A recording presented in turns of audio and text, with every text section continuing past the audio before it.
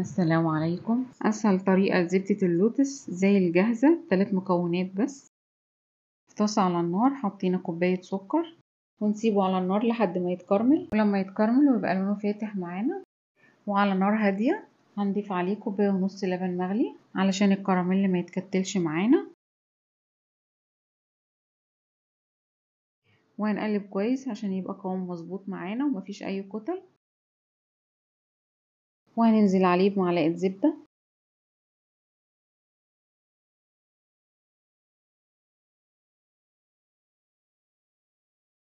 وهنضيف معلقه كبيره قرفه ونقلبه كويس ونطفي النار ونسيبه لحد ما يبرد.